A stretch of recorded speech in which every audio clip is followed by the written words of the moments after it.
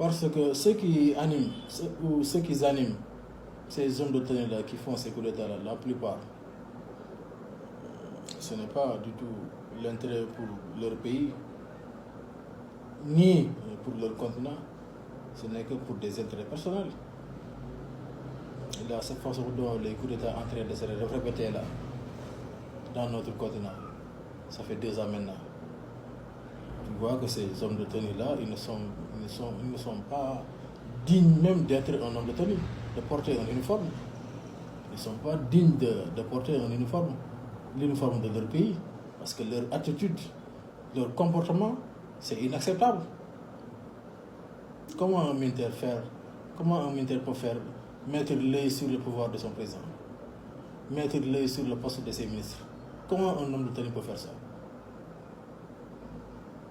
Et l'insécurité qui règne dans leur pays particulièrement. Et tu dis que vous êtes là pour régler le problème de l'insécurité. Mais il faut y aller le régler. Et laisser le président la population a élu avec son gouvernement faire le reste. Chacun n'a qu'à faire son travail. Un homme de tenue, dans ce continent, il a assez de boulot à faire. Tellement de taf à régler, à accomplir, d'aller faire la guerre. Si tu dis que les guerres, on en a marre, nos soldats qui meurent, on ne peut plus, mais il faut essayer de se regrouper encore votre troupe et s'organiser vous et aller combattre les rebelles et les terroristes. Mais de ne pas, mais en prenant le pouvoir, en restant au capital dans des bureaux climatisés, là tu dis que tu combattes l'injustice avec ton ancien président et le gouvernement. Là tu fais tomber le gouvernement. Là tu es dans le palais. Vous occupez le palais et les bureaux climatisés. Là tu dis que tu es un homme de tenue. Et qui va régler le problème des rebelles ou bien des terroristes qui sont au nord? Ou qu'importe, n'importe quel site que le terrorisme ou bien la rébellion s'installe. Soit le nord ou bien l'est ou bien l'ouest. Ça dépend des pays. Ça ne réglera pas le problème, ces coups d'État. Ces coups d'État-là ne réglera pas le problème. Il ne fait qu'aggraver le problème. Et c'est ça qui se passe. Tous les pays qui ont fait ces coups d'État, ces 3 dernières années, le problème ne réglera pas. Ils n'ont pas réglé le problème. Ce qui s'est passé au Burkina hier, je ne sais pas avant-hier. Nous l'avons vu nous tous à la télé. 57 morts. Vous imaginez 57 morts dans l'armée. Quelle perte immense, quelle perte énorme. Est-ce que depuis que le dernier coup d'État s'est produit là-bas, est-ce qu'ils avaient les moyens pour empêcher cela? Mais non. Parce qu'ils n'ont pas fait ce qu'ils devraient faire. Réorganiser encore leurs troupes et leur armée et de laisser le reste, le président faire le reste. Chacun fait son boulot. Pour que l'Afrique sorte de cette misère-là, ou bien de ces présidents-là qui ne font rien pour leur pays. Nous comprenons tous que nos présidents ici dans notre continent, la plupart, quand ils demandent le pouvoir, ils n'ont aucun programme. Ils viennent au pouvoir, après là, ils sont en train de chercher du programme pour leur pays. Là, ça commence très mal pour le moment. Déjà, ça commence... voilà, déjà, le départ, il est faussé. C'est avant de venir au pouvoir qu'un futur président doit avoir un programme clair pour son pays et pour son continent. Mais ce n'est pas en laissant jusqu'à venir au pouvoir, là tu dis que, attends, on va chercher un programme. Tu penses qu'on va trouver un programme comme ça aussi facilement? 1 an, 2 ans, 3 ans comme ça. Le temps file, la population souffre. Là, vous allez faire quoi? Vous n'allez rien faire à cause de ça, notre continent. Depuis l'indépendance en 60, rien ne bouge. On dirait qu'on vit dans un jungle. Il n'y a rien. Il n'y a rien qui reste debout. Il n'y a pas de route, il n'y a pas d'hôpitaux, il n'y a pas d'école, il n'y a pas de lycée, il n'y a pas d'université, il n'y a pas de laboratoire, il n'y a pas des usines. L'industrie n'existe pas dans notre continent. Voyez-vous, l'affaire est grave. Donc, les coups d'État, quand ils viennent, aussi souvent les jeunes, avec leur fougue, pensent que c'est ça qui va régler le problème.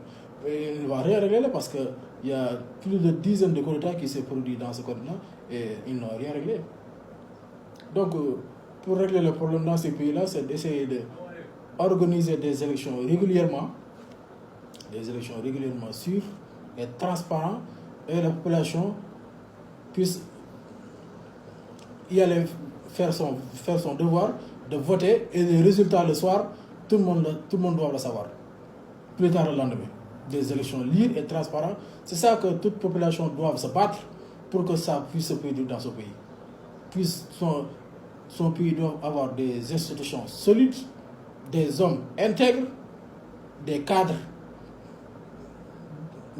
complets, des têtes bien faites pour puisse organiser des élections fiables, régulièrement, chaque année qu'il le faut, pour organiser des élections et des résultats clairs et nets.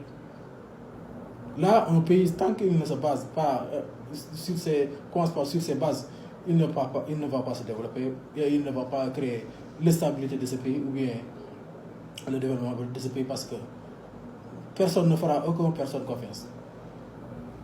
Personne ne fera aucune personne confiance.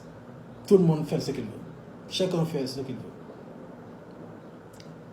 Un désordre total, une monarchie incroyable. C'est ça qui va installer. Donc ces coups d'État-là n'est pas du tout des solutions, à mon avis. Il faut changer autre chose. Ce n'est que des intérêts personnels qui font ces coups d'État-là. Les jeunes généraux et les jeunes capitaines ou colonels qui font ça parce qu'ils sont trop jeunes. La plupart, moins de 40 ans, maximum 40 ans ou 45 ans, ils sont très jeunes. Ils n'ont pas encore assez d'expérience pour comprendre que ces coups d'État qu'ils font, ça ne réglera pas le problème. Mais il va que aggraver le problème.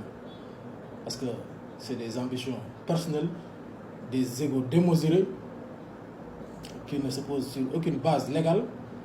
Donc il ne fait que faire encore sombrer le pays et le continent.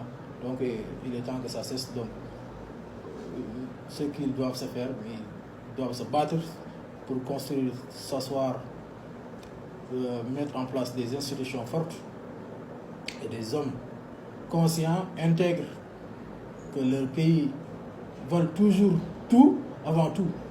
Voilà. Ils sont prêts pour donner tout pour leur pays avant tout. Qui surveillent les institutions, les élections régulières puissent se produire.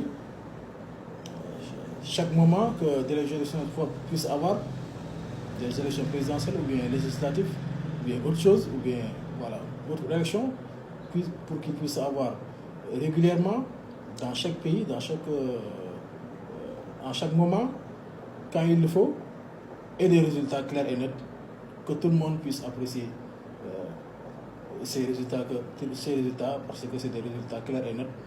Il n'y a aucune falsification de ces résultats-là, parce que les hommes qui gèrent ces institutions et ces élections et ces votes sont bien des hommes que la population les a fait confiance, presque une confiance presque aveugle, parce que leur intègre dans leur pays, leur amour pour leur pays, et leur formation et leur immunité et leur savoir-faire. Voilà, il est incontestable. Donc ça, un pays ici commence sur ces bases, là, les coups d'État, on peut l'éviter, on peut le diminuer d'une façon, voilà, signifiante dans ce continent, parce que ça ne nous amène